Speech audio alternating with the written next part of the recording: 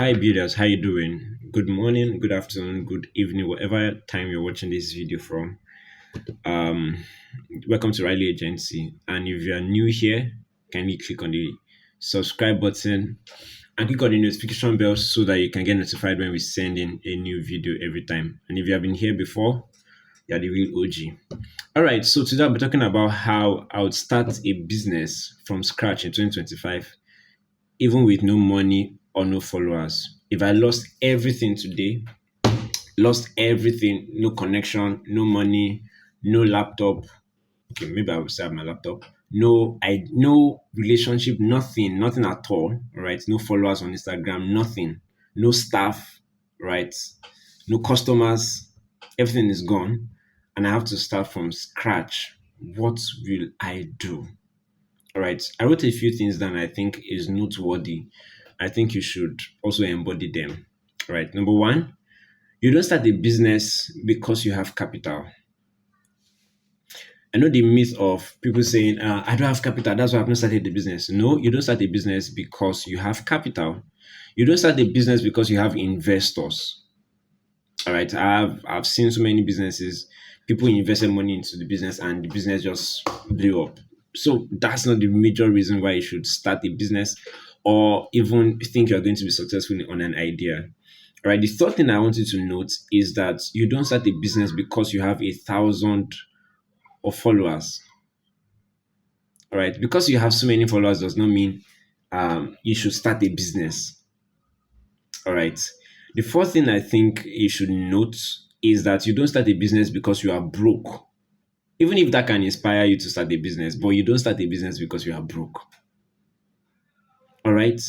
So, David, why should I then start a business? What should qualify me to start a business? You might ask. Truly believe that the best reason why you should start a business is because you have a problem you want to solve for other people.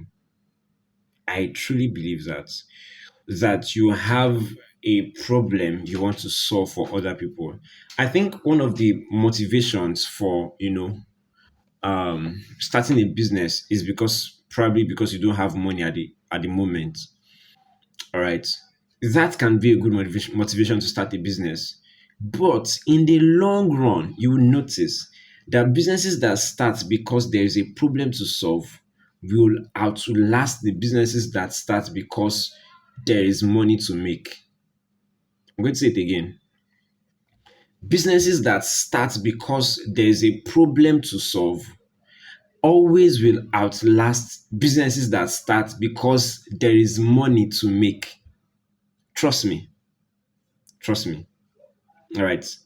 For instance, I myself grew up in a family where we ran businesses. I grew up in a business house. All right.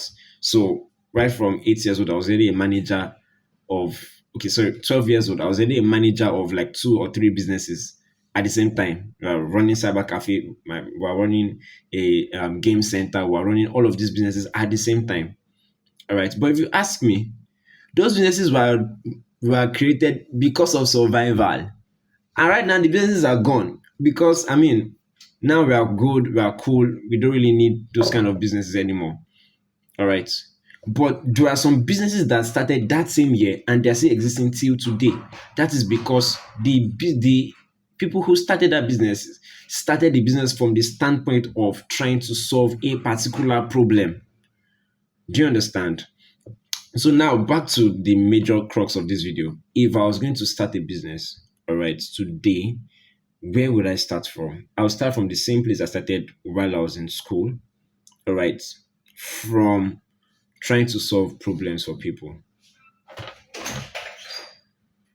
All right, like I was saying, I was going to start from the exact place I started when I was in school. I started basically from having this drive to solve problems for people. While I was in school, I had a rare talent, and it was the fact that people would come to me with their ideas, and somehow, that idea will not die. I was not really good with graphic design, but I started just learning how to do graphic design because I truly just wanted to help people bring their ideas to life. That was basically what it is. I never really knew that graphic design was anything big. right? While I was in school, it was not that big, right? It was not something that people really made money from then, right? It was not as popular as it is now. I think 2020, that was when graphic design became way, way popular. All right. I was basically just helping people. In fact, I did a lot of free work. I didn't even know I was supposed to be collecting money for it. All right. I mean, that was the whole thing. That was the whole crux of it. So I started with basically just helping people solve problems. All right. So if I was going to start a business right now, I'll start again from that same point.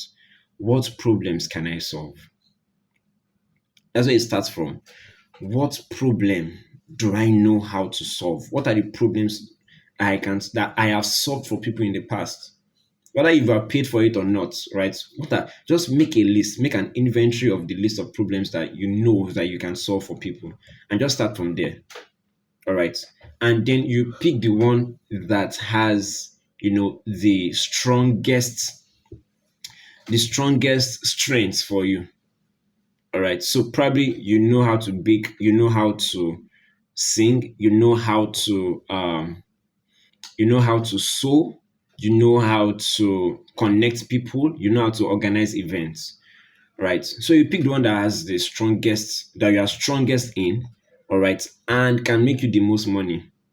All right. Now this is it. Or I would say can solve the biggest problems. Basically can make you the most money. All right. Because if you start from a problem that people don't really need, right? People don't really need. You're going to be broke for a very, very long time. Do you understand? So you have to start from a standpoint of, okay, this is a problem that I want to solve, and run your business with that agenda. All right. Money will follow. All right. But you have to know the one that has the most money that will follow you. Do you understand? So that's where it starts from. Then the second thing I'm going to do is that I'm going to validate the idea. Now, what do I mean by validating the idea? I'm going to ensure that people actually need solution to this problem. All right. And guess what? For every single problem out there, or for every single problem that you think you can solve, there's a solution for it. It's just that some markets are larger than some markets. All right. So some problems will get more payment or more value than some other problems that you solve. All right. So for instance, somebody solving the problem of internet data. So you're helping people get data. All right. You cannot compare yourself with somebody who is solving the problem of, let's say, programming a website. Do you understand? It's not possible. Like, you guys can't even make the same amount of money. The amount of money you're going to make throughout a year is what the guy can make in 1 week. Do you understand? Because of the kinds of problem they are solving, right? And I'll just say this, that one of the things that you should do for yourself as a person, not even as a CEO now or a business owner, as a person, is to consistently develop yourself such that even if everything goes today, right, you know that you are good, you start over again, because it is what is inside you that you use to build what is outside you. Do you understand that? All right. Then the third thing I'm going to do is that I'm going to create what I call um, an MVP, right? An MVP is called a minimum viable product or a minimum viable package. A minimum viable product or a minimum viable package. That means is that I'm going to just create a small scale product that I can easily sell to people, because I already have a backlog of people I've helped in the past. Maybe I've validated it with all of these people, right? And if you want to know how to validate your ideas, just register for the business bootcamp. All right, we're going to share how you can validate your ideas there. All right, so I create a minimum viable product that shows people that, okay, this is something that they can just easily get. All right. So if I was a programmer, all right, I'll just tell people, okay, look, I can help you just create your homepage, the homepage of your website. All right. And instead of saying, okay, this is going to cost maybe 50,000 naira, I'd say, well, I can easily just charge you for 10,000 naira because I'm trying to gather testimonials for this particular offer. Who will not jump on that? Everybody will jump on that. Now you do like five of that same stuff, right? That's 50K anyways. You already have like a backlog of testimonials that are going to use for the main product itself. Do you understand? Then after that, after I've gotten my MVP and I've confirmed that it's good, it's working, and people are loving it, I have testimonials and all of those things. The next thing is I'm going to try to get customers. Now, by this time, I'll turn it into a normal, good product that I can get customers on. All right. So I'm just going to try to get customers. Already have my testimonials and all of those things. I get the customers. They work with me. They pay the money for the minimum viable product already. Once they pay, they subscribe to the minimum viable product. Then I can go back to the drawing board and say, well, this is good. I'm going to launch it, make it bigger, increase the price, increase the pricing, do the marketing, and all of those things. All right. Hope this has helped you. Right. So this is basically really how most ideas start. Every idea, most of the ideas you see today started like this. Most of the banks you see today started from microfinance. Right. Microfinance are basically just the minimum viable products of big banks. All right. So that's how it is.